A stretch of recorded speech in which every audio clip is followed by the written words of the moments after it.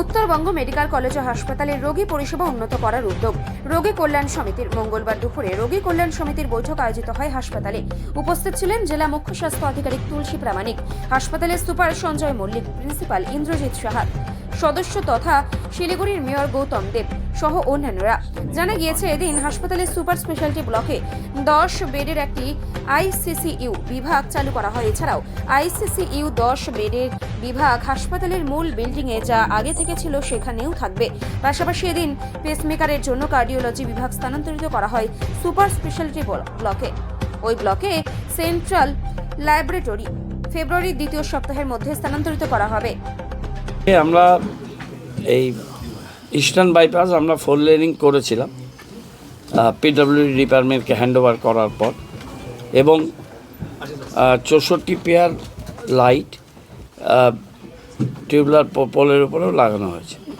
কিন্তু ওখানে মাঝে মাঝে অ্যাক্সিডেন্ট হচ্ছে। কিছুদিন আগেও আমাদের একজন সতীর্থ অ্যাডভোকেট তার সন্তান হারা হয়েছে।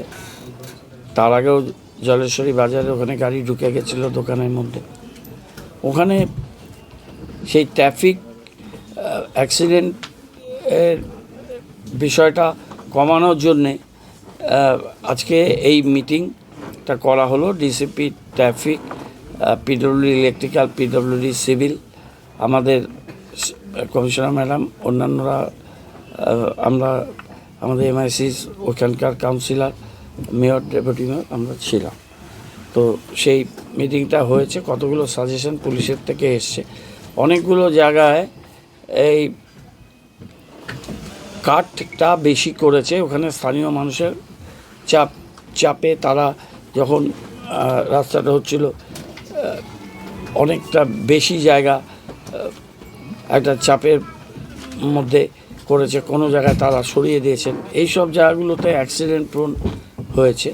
সেখানে এখন রিফ্লেক্টার লাগানো হয়েছে, কিন্তু আরও এটাকে যাতে অ্যাক্সিডেন্টটা সেফ রাস্তা হয় তার জন্য 30 তারিখে জয়েন্ট সার্ভে হবে। পুলিশ, ট্রাফিক, পুরসভা, পিডব্লিউডি। আমরা কিছু লাইট আরও পুরো রাস্তা জুড়ে লাইট লাগানোর জন্য বলেছি। অ্যাপ্রোচ রোডগুলো আমরা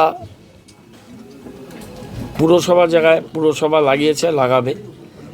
পঞ্চায়েতের জায়গা জিপি ডাবগ্রাম 2 আমাদের বিরোধীদের আছে, তারা কিছু করে না। তাদের এমএলএও কিছু করে না, এমপিও কিছু করে না।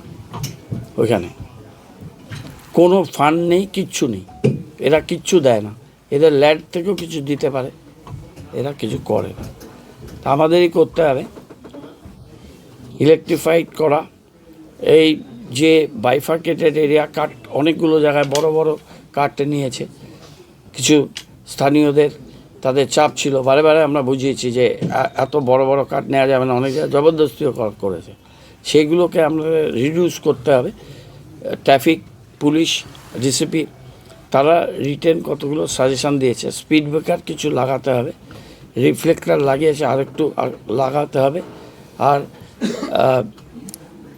রেলগার্ড তারা জায়গায় জায়গায় দিয়েছে, সেটা আরও বেটার এফেক্টিভ ম্যানারে করার জন্য আজকে মিটিং হয়েছে। এবং 30 তারিখে এটা নিয়ে জয়েন্ট এতগুলো ডিপার্টমেন্ট মিলে ওখানে একটা সার্ভে হবে, এবং তার উপরে সিদ্ধান্ত অনুযায়ী সেই কাজগুলো বিভিন্ন ডিপার্টমেন্ট, আমাদের কাজটা আমরা করব।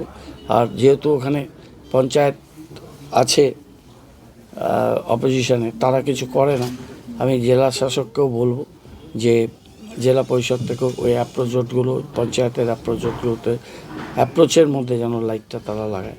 আর বাকিটা পিডব্লিউডির সাথে কথা বলে আমরা পুরনিময় জায়গাটা আমরা দেখবো আরও বেটার লাইটিং করা। এইটা নিয়ে আজকে মিটিংটা ছিল। ডিভাইডারের লাইটগুলো বন্ধ থাকে, ডিভাইডারের লাইট 8-10টা খারাপ আছে। কালকে আমি রাতে গেছিলাম, সেগুলো ওরা আজকে ঠিক করে দিচ্ছে। ওটা পিডব্লিউডি মেনটেন করে। হ্যাঁ, পিডব্লিউডির 64টা পোল আছে, 128টা লাইট আছে। হ্যাঁ, তার মধ্যে 12টা 14টা মাঝে মাঝেই খারাপ থাকে। সেগুলো সব ঠিক করতে বললাম। সেগুলো ওদের মেনটেন্যান্সটা কে আরেকটু উন্নত করতে বলেছি। এর আগেও ওই দিকটায় ডনবস্কোর দিকটায় অনেক লাইট জ্বলছিল না এই 31 পুজোর পরপর আমি বলে তারপর